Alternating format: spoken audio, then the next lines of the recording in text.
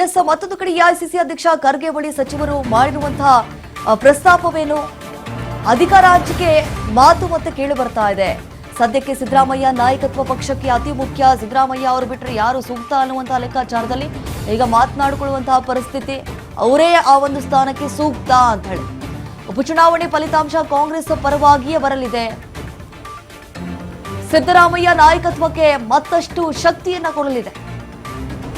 ಈ by election ಚುನಾವಣೆ, ಒಂದು ದಾವಣಗೆರೆ ಕ್ಷೇತ್ರ, ಆಮೇಲೆ ಮತ್ತೊಂದು ಬಾಗಲಕೋಟೆ ಕ್ಷೇತ್ರ.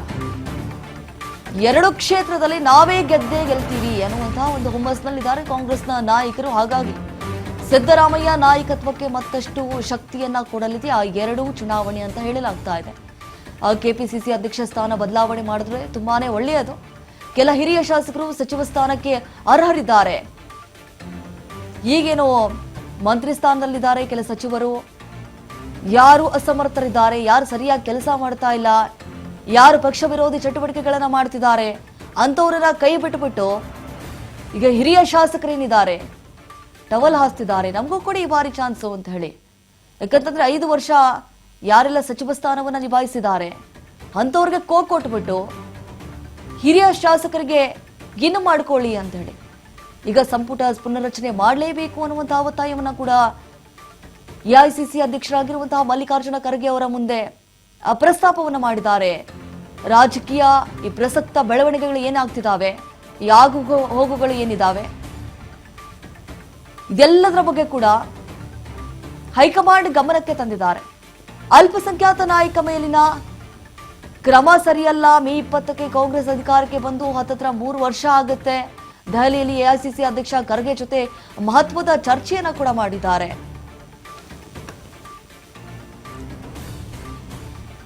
ಸುದೀರ್ಘವಾಗಿ ಚರ್ಚೆ ಮಾಡಿರುವಂತದ್ದು. ಇದ್ರ ಬಗ್ಗೆ ಮತ್ತಷ್ಟು ಮಾಹಿತಿಯನ್ನ ಕೊಡ್ತಾರೆ ನಮ್ಮ ಪ್ರತಿನಿಧಿ ಬಸವರಾಜ್ ಹುಗಾರ್. ಈಗ ಫೋನ್ ಸಂಪರ್ಕದಲ್ಲಿ ಜಾಯ್ನ್ ಆಗಿದ್ದಾರೆ. ಬಸವರಾಜ್ ಹುಗಾರ್, ಈಗ ನಾವು ಗಮನಿಸಿದಾಗೆ ಕಾಂಗ್ರೆಸ್ ಪಾಳ್ಯದಲ್ಲಿ ದಿನಕ್ಕೊಂದು ಬೆಳವಣಿಗೆಗಳಾಗ್ತಿದೆ. ಮೊನ್ನೆ ಅಷ್ಟೇ ಡಿಕೆ ಬ್ರದರ್ಸ್ ಹೈಕಮಾಂಡ್ ನಾಯಕರನ್ನ ಭೇಟಿ ಆದ್ರು. ಈಗ ಮತ್ತೆ ಸಿಎಂ ಬಣ ಕೂಡ ಮೀಟ್ ಆಗೋದಕ್ಕೆ ಹೋಗಿದ್ದಾರೆ. ಸೊ ಹಾಗಾದ್ರೆ ಈಗ ಮೇ 15ಕ್ಕೆ ಬೇರೆ ಡಿಸಿಎಂ ಡಿಕೆ ಶಿವಕುಮಾರ್ ಅವರ ಹುಟ್ಟುಹಬ್ಬ. ಅವತ್ತೇನಾದ್ರೂ ಆ ಪಟ್ಟ ಏನಾದ್ರೂ ಅವರಿಗೆ ಒಲಿಯಬಹುದಾ ಅಂತೇಳಿ?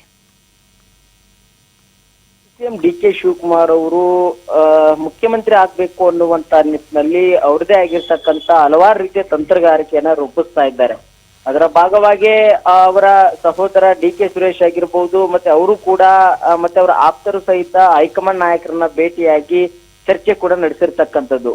ಇದೀಗ ಇತ್ತೀಚೆಗೆ ಕೂಡ ಡಿಕೆ ಶಿವಕುಮಾರ್ ಅವರು ಕೂಡ ದೆಹಲಿಗೆ ಹೋದಂತ ಸಂದರ್ಭದಲ್ಲಿ ಎಎಸ್ಸಿ ಅಧ್ಯಕ್ಷರಾಗಿರ್ತಕ್ಕಂಥ ಮಲ್ಲಿಕಾರ್ಜುನ್ ಖರ್ಗೆ ಅವರು ಇರಬಹುದು, ರಾಹುಲ್ ಗಾಂಧಿ ಅವರು ಇರಬಹುದು, ಇಬ್ಬರು ನಾಯಕರ ಜೊತೆ ಕೂಡ ಚರ್ಚೆ ನಡೆಸಿ ಈಗಾಗಲೇ 3 ವರ್ಷ ಆಗ್ತಾನೆ ಬಂತು. ಹಾಗಾಗಿ ಈ ಹಿಂದೆ ನಡೆದಿರ್ತಕ್ಕಂಥ ಮಾತುಕತೆ ಏನ್ ನಡೆದಿದೆ ಅದರಂತೆ ನೀವು ನಡೆದುಕೊಳ್ಬೇಕು ಅನ್ನುವಂತ ನಿಟ್ಟಿನಲ್ಲಿ ಕೂಡ ಡಿಕೆ ಶಿವಕುಮಾರ್ ಅವರು ಮೇ 10ರ ಒಳಗಾಗಿ ಒಂದು ನಿರ್ಧಾರವನ್ನ ತೆಗೆದುಕೊಳ್ಬೇಕು ಅನ್ನುವಂತ ಒಂದಿಷ್ಟು ಗಡುವನ್ನ ಹೈಕಮಾಂಡ್ ನಾಯಕರಿಗೆ ನೀಡಿದ್ದಾರೆ ಅನ್ನುವಂತ ಮಾಹಿತಿ ಇದೆ. ಆ ಒಂದು ಸಂದರ್ಭದಲ್ಲಿ ಅವರಿಗೆ ಒಂದಿಷ್ಟು ಭರವಸೆ ಮಾತುಗಳನ್ನ ಎಎಸ್ಸಿ ಅಧ್ಯಕ್ಷರಾಗಿರ್ತಕ್ಕಂಥ ಮಲ್ಲಿಕಾರ್ಜುನ್ ಖರ್ಗೆ ಅವರು ಕೂಡ ಡಿಕೆ ಶಿವಕುಮಾರ್ ಅವ್ರಿಗೆ ಹೇಳಿದ್ದಾರೆ ಅನ್ನುವಂಥದ್ದು. ಹಾಗಾಗಿ ಡಿಕೆ ಶಿವಕುಮಾರ್ ಅವರು ಕೂಡ ಒಂದು ಪಕ್ಷದ ಮೇಲೆ ನನಗೆ ವಿಶ್ವಾಸ ಇದೆ, ನಂಬಿಕೆ ಇದೆ ಅನ್ನುವಂತ ರೀತಿಯಲ್ಲಿ ಕೂಡ ಹೇಳಿಕೆಯನ್ನ ಕೊಟ್ರು. ಈ ಎಲ್ಲ ಬೆಳವಣಿಗೆಯ ನಂತರದಲ್ಲಿ ಒಂದ್ ಕಡೆ ಡಿಕೆ ಶಿವಕುಮಾರ್ ಅವರು ಈ ರೀತಿ ತಂತ್ರಗಾರಿಕೆ ರೂಪಿಸಿದ್ರೆ ಅದಕ್ಕೆ ಪ್ರತಿತಂತ್ರವಾಗಿ ಸಿಎಂ ಸಿದ್ದರಾಮಯ್ಯವರ ಬಣದ ನಾಯಕರು ಸಹಿತ ಇದೀಗ ದೆಹಲಿಯಲ್ಲಿ ಕೂಡ ಬೀಡು ಬಿಟ್ಟಿರ್ತಕ್ಕಂಥದ್ದು. ಪ್ರಮುಖವಾಗಿ ಸಿಎಂ ಸಿದ್ದರಾಮಯ್ಯವರ ಆಪ್ತರು ಆಗಿರುವಂತಹ ಬಸವರಾಜ ರಾಯರೆಡ್ಡಿ ಅವರಾಗಿರ್ಬಹುದು, ಮತ್ತೆ ಸತೀಶ್ ಜಾರಕಿಹೊಳಿ ಅವರಾಗಿರ್ಬಹುದು, ಮತ್ತೆ ಎಸ್.ಸಿ. ಮಹದೇವಪ್ಪ ಆಗಿರ್ಬಹುದು, ಇವರು 3 ಜನ ನಾಯಕರು ಸಹಿತ ಈಗ ದೆಹಲಿಯಲ್ಲಿ ಕೂಡ ಇರ್ತಕ್ಕಂಥದ್ದು. ಪ್ರಮುಖವಾಗಿ ರಾಯರೆಡ್ಡಿ ಅವರು ಕೂಡ ಈಗ ಎಎಸ್ಸಿ ಅಧ್ಯಕ್ಷರನ್ನು ಕೂಡ ಭೇಟಿ ಆಗಿದ್ದಾರೆ. ರಾಜ್ಯದಲ್ಲಿ ಆಗಿರುವಂತಹ ಬೆಳವಣಿಗೆ ಕುರಿತು ಅಧಿಕಾರ ಹಂಚಿಕೆ ವಿಚಾರ ಆಗಿರಬಹುದು, ಈ ಒಂದು ಸಚಿವ ಸಂಪುಟ ಪುನರ್ರಚನೆಯ ಆಗುವಂತ ವಿಚಾರ ಆಗಿರ್ಬೋದು, ಇವೆಲ್ಲ ವಿಚಾರಕ್ಕೆ ಸಂಬಂಧಪಟ್ಟಂತೆ ಎಎಸ್ಸಿ ಅಧ್ಯಕ್ಷರ ಗಮನಕ್ಕೆ ತಂದಿದ್ದಾರೆ. ನಾಯಕತ್ವ ಬದಲಾವಣೆ ವಿಚಾರಕ್ಕೆ ಸಂಬಂಧಪಟ್ಟಂತೆ ಸ್ಪಷ್ಟ ನಿಲುವು ತೆಗೆದುಕೊಳ್ಬೇಕು ಅನ್ನುವಂಥದ್ದು ಸಿಎಂ ಸಿದ್ದರಾಮಯ್ಯವರ ಅವರ ಪಕ್ಷಕ್ಕೆ ಅವರಿಗೆ ಇನ್ನೂ ಕೂಡ ಅವರ ಅನಿವಾರ್ಯತೆ ಇದೆ ಅನ್ನುವಂಥದ್ದು, ಅವರೇ ಮುಂದುವರಿಬೇಕು ಅನ್ನುವಂಥದ್ದನ್ನು ಕೂಡ ಅವರ ಮುಂದೆ ಪ್ರಸ್ತಾಪ ಇಟ್ಟಿದ್ದಾರೆ ಅನ್ನುವಂತ ಮಾಹಿತಿ ಇದೆ. ಅದರ ಜೊತೆಗೆ ಎಸ್.ಸಿ. ಮಹದೇವಪ್ಪ ಆಗಿರ್ಬೋದು, ಸತೀಶ್ ಜಾರಕಿಹೊಳಿ ಅವರಾಗಿರ್ಬೋದು, ಇವರಿಬ್ರು ನಾಯಕರು ಸಹಿತ ಒಂದ್ ಕಡೆ ಕೆಪಿಸಿ ಅಧ್ಯಕ್ಷ ಸ್ಥಾನ ಕೂಡ ಬದಲಾವಣೆ ಆಗ್ಬೇಕು ಅನ್ನುವಂತ ಮುಂದಿಟ್ಟಿದ್ದಾರೆ.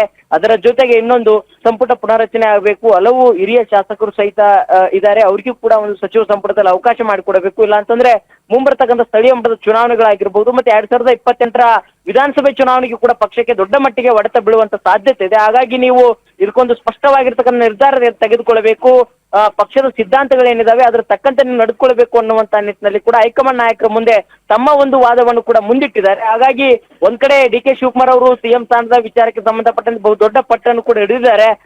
ಮೇ 10 ಒಳಗಾಗಿ ಕೂಡ ಒಂದಿಷ್ಟು ನಿರ್ಧಾರ ತೆಗೆದುಕೊಳ್ಬೇಕು ಅನ್ನುವಂಥದ್ದು. ಇತ್ತ ಸಿಎಂ ಸಿದ್ದರಾಮಯ್ಯನವರ ಬಣ ಕೂಡ ಒಂದ್ ಕಡೆ ಸಿಎಂ ಸಿದ್ದರಾಮಯ್ಯವರು ಮುಂದುವರಿಬೇಕು ಅನ್ನುವಂಥದ್ದನ್ನು ಕೂಡ ಅವರ ಮುಂದಿಟ್ಟಿರ್ತಕ್ಕಂಥದ್ದು. ಹಾಗಾಗಿ ಹೈಕಮಾಂಡ್ ನಾಯಕರ ಮುಂದೆ ಈಗ ಒಂದ್ ಕಡೆ ಯಾವ ರೀತಿ ನಿರ್ಧಾರ ತೆಗೆದುಕೊಳ್ಬೇಕು ಅನ್ನುವಂಥದ್ದು ಕೂಡ ಗೊಂದಲಕ್ಕೆ ಎಡೆ ಮಾಡಿಕೊಟ್ಟಂತೆ ಕಾಣ್ತಾ ಇದೆ. ದೀಪಾ. ಎಸ್ ಬಸವರಾಜ್, ಅಂದ ಹಾಗೆ ಪಂಚರಾಜ್ಯಗಳ ಚುನಾವಣೆ ಫಲಿತಾಂಶ ಮೇ 4ಕ್ಕೆ ಬರುತ್ತೆ. ಹಾಗೆ ಈಗ ಹೈಕಮಾಂಡ್ ನಾಯಕರು ಹೇಳಿದ ಹಾಗೆ ಕರ್ನಾಟಕ ವಿಚಾರದ ಬಗ್ಗೆ ಅಂತಿಮ ತೀರ್ಮಾನವನ್ನ ಕೂಡ ನಾವು ಕೈಗೊಳ್ತೀವಿ ಆಫ್ಟರ್ ದಿ ಚುನಾವಣೆ ರಿಸಲ್ಟ್ ಆದ್ಮೇಲೆ ನಾವು ತೆಗೆದುಕೊಳ್ತೀವಿ ಅಂತ ಹೇಳಿದ್ದಾರೆ. ಒಂದು ವೇಳೆ ಏನಾದ್ರೂ ಅವರು ಮಧ್ಯ ಪ್ರವೇಶಿಸದೆ ಹೋಗ್ಬಿಟ್ರೆ ಡಿ.ಕೆ. ಶಿವಕುಮಾರ್ ಅವರ ಮುಂದಿನ ನಡೆ ಯಾವ ರೀತಿ ಇರುತ್ತೆ ಅಂತ ಹೇಳಿ? ಖಂಡಿತ ದೀಪಾ, ಒಂದ್ ಕಡೆ ಈಗ ಪಂಚರಾಜ್ಯಗಳ ಚುನಾವಣೆ ಕೂಡ ಆಗಿರುವಂತದ್ದು. ಈಗ ಅದು ರಿಸಲ್ಟ್ ಕೂಡ ಬರುವಂತ ಬಾಕಿ ಕೂಡ ಇರ್ತಕ್ಕಂಥದ್ದು. ಆ ರಿಸಲ್ಟ್ ಬಂದ ಬಳಿಕ ಹೈಕಮಾಂಡ್ ನಾಯಕರು ಕರ್ನಾಟಕ ರಾಜ್ಯದಲ್ಲಿ ಕಾಂಗ್ರೆಸ್ ಸರ್ಕಾರದಲ್ಲಿ ಏನೆಲ್ಲ ತಮ್ಮ ನಾಯಕರ ಒಂದಿಷ್ಟು ಈ ಒಂದು ನಾಯಕತ್ವ ಬದಲಾವಣೆ ವಿಚಾರಕ್ಕೆ ಸಂಬಂಧಪಟ್ಟಂತೆ ಏನೊಂದು ವೈಮನಸ್ಸಿದೆ ಅದನ್ನ ಸರಿಪಡಿಸಬೇಕು ಅನ್ನುವಂತ ನಿಟ್ಟಿನಲ್ಲಿ ಹೈಕಮಾಂಡ್ ನಾಯಕರು ಮುಂದಾಗುವಂತ ಸಾಧ್ಯತೆ ಇದೆ. ಯಾಕಂತಂದ್ರೆ ಮೇ 20ಕ್ಕೆ ಕಾಂಗ್ರೆಸ್ ಸರ್ಕಾರ ಅಧಿಕಾರಕ್ಕೆ ಬಂದು 3 ವರ್ಷ ಪೂರೈಸುತ್ತೆ. ಹಾಗಾಗಿ ಈ ಒಂದು ನಿಟ್ಟಿನಲ್ಲಿ ಅದರೊಳಗಾಗಿ ಒಂದು ನಿರ್ಧಾರ ತೆಗೆದುಕೊಳ್ಬೇಕು ಅನ್ನುವಂಥದ್ದು ಇಲ್ಲಿ ಎರಡು ಬಣಗಳ ನಾಯಕರ ವಾದ ಕೂಡ ಇದೆ. ಹಾಗಾಗಿ ಹೈಕಮಾಂಡ್ ನಾಯಕರು ಕೂಡ ಈ ಪಂಚರಾಜ್ಯಗಳ ಚುನಾವಣೆಯ ನಂತರದಲ್ಲಿ ಒಂದಿಷ್ಟು ಏನೆಲ್ಲ ಬೆಳವಣಿಗೆ ನಡೆಯಬಹುದು, ಯಾವ ರೀತಿ ನಿರ್ಧಾರ ತೆಗೆದುಕೊಳ್ಬಹುದು, ಇದಕ್ಕೆ ಯಾವ ರೀತಿಯ ಕ್ಲಾರಿಟಿ ಕೊಡಬೇಕು ಅನ್ನುವಂಥದ್ದ ನಿಟ್ಟಿನಲ್ಲಿ ಕೂಡ ಚರ್ಚೆ ನಡೆಸಿ ಒಂದು ತೀರ್ಮಾನ ತೆಗೆದುಕೊಳ್ಳುವ ಸಾಧ್ಯತೆ ಇದೆ. ಒಂದು ವೇಳೆ ಏನಾದ್ರೂ ಅವರು ತೆಗೆದುಕೊಳ್ಳದೇ ಇದ್ರೆ ಡಿ.ಕೆ. ಶಿವಕುಮಾರ್ ಅವರ ಆಪ್ತ ಬಣದಲ್ಲಿರ್ತಕ್ಕಂಥ ಶಾಸಕರು ಬಂಡಾಯ ಹೇಳುವಂತ ಸಾಧ್ಯತೆ ಇದೆ. ಡಿ.ಕೆ. ಶಿವಕುಮಾರ್ ಅವರು ಕೂಡ ಮುಂದಿನ ನಡೆಯನ್ನು ಕೂಡ ಇನ್ನೂ ಕೂಡ ಅವರು ಯಾವ ರೀತಿಯಾಗಿ ಮುಂದಿನ ನಡೆ ತೋರ್ತಾರೆ ಅನ್ನುವಂಥದ್ದು ಇನ್ನೂ ಕೂಡ ಯಾವುದೇ ರೀತಿ ಸುಳಿವು ಕೂಡ ಬಿಟ್ಕೊಟ್ಟಿಲ್ಲ. ಆದ್ರೆ ಡಿ.ಕೆ. ಶಿವಕುಮಾರ್ ಅವರು ಮಾತ್ರ ಶತಾಯಗತಾಯವಾಗಿ ಒಂದು ನಿರ್ಧಾರವನ್ನ ತೆಗೆದುಕೊಳ್ಳೇಬೇಕು, ಇಲ್ಲ ಅಂತಂದ್ರೆ ನಾನು ಮುಂದಿನ ನಿರ್ಧಾರವನ್ನ ತೆಗೆದುಕೊಳ್ತೇನೆ ಅನ್ನುವಂತ ನಿಟ್ಟಿನಲ್ಲಿ ಡಿ.ಕೆ. ಶಿವಕುಮಾರ್ ಅವರು ಮತ್ತೆ ಅವರ ಆಪ್ತ ಬಣದಲ್ಲಿರ್ತಕ್ಕಂಥ ಶಾಸಕರು ಮತ್ತೆ ಪ್ರಮುಖ ಮುಖಂಡರು ಕೂಡ ಅವರ ನಿರ್ಧಾರವನ್ನು ಕೂಡ ತೆಗೆದುಕೊಳ್ಳುವಂತ ಎಲ್ಲಾ ಸಾಧ್ಯತೆ ಕೂಡ ಇರುವಂತದ್ದು. ಆದ್ರೆ ಪಕ್ಷ ಯಾವ ರೀತಿಯಾಗಿ ಅವ್ರನ್ನ ಸಮಾಧಾನ ಪಡಿಸುತ್ತೆ, ವಿಶ್ವಾಸಕ್ಕೆ ತೆಗೆದುಕೊಳ್ಳುತ್ತೆ ಅನ್ನುವಂಥದ್ರ ಮೇಲೆ ಕಾದ್ ನೋಡ್ಬೇಕಾಗಿದೆ. Deepa. S Basavaraj Hugar, thank you ತಮ್ಮ ಮಾಹಿತಿಗಾಗಿ. ನೋಡಿ, ಈಗಾಗಲೇ ಸದ್ಯಕ್ಕೆ ಆಗ್ತಾ ಇರುವಂತಹ ಬೆಳವಣಿಗೆಗಳು ಗಮನಿಸ್ತಾ ಇದ್ರೆ ಕಾಂಗ್ರೆಸ್ ಪಾಳ್ಯದಲ್ಲಿ ದಿನದಿನಕ್ಕೂ ಒಂದೆಲ್ಲ ಒಂದು ರೀತಿಯಾದಂತಹ ಮಹತ್ವದ ಘಟ್ಟವನ್ನು ಕೂಡ ತಲುಪ್ತಾ ಇರುವಂತದ್ದು. ಮೊನ್ನೆ ಅಷ್ಟೇ ಡಿ.ಕೆ. ಬ್ರದರ್ಸ್ ದೆಹಲಿ ಅಂಗಳಕ್ಕೆ ಹೋಗಿ ಕೆಲವೊಂದಿಷ್ಟು ವಿಷಯಗಳನ್ನು ಕೂಡ ಹೈಕಮಾಂಡ್ ನಾಯಕರ ಮುಂದೆ ಪ್ರಸ್ತಾಪ ಮಾಡಿದ್ದು ಕೂಡ ಉಂಟು. ಈಗ ಸಿಎಂ ಬಣದವರು ಕೂಡ ದೆಹಲಿಗೆ ಹಾರಿದ್ದಾರೆ. ಅವರೇನೆಲ್ಲ ವಿಷಯಗಳನ್ನು ಪ್ರಸ್ತಾಪ ಮಾಡ್ತಾರೆ ಅನ್ನೋದೇ ನಿಜಕ್ಕೂ ಕುತೂಹಲಕ್ಕೆ ಎಡೆ ಮಾಡಿಕೊಡ್ತಾ ಇರುವಂತಹ ಸಂಗತಿ.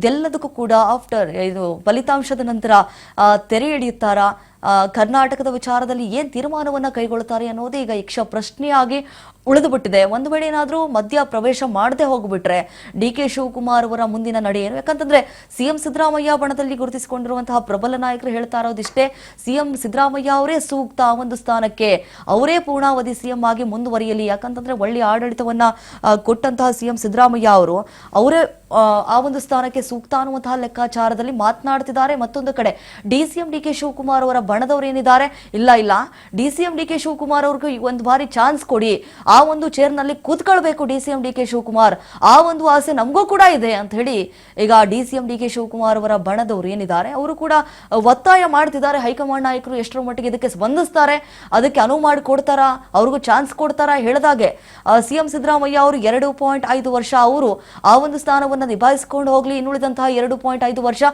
ಡಿಸಿಎಂ ಡಿ.ಕೆ. ಶಿವಕುಮಾರ್ ಅವ್ರಿಗೆ ಬಿಟ್ಕೊಡ್ತೀವಿ ಅನ್ನುವಂತಹ ಲೆಕ್ಕಾಚಾರದಲ್ಲಿ ಮಾತನಾಡಿದ್ರಲ್ಲ, ಅದೇ ರೀತಿಯಾಗಿ ಈಗ ಬಿಟ್ಕೊಡ್ತಾರಾ ಅನ್ನೋದು ಕಾದ್ ನೋಡ್ಬೇಕಾಗಿದೆ.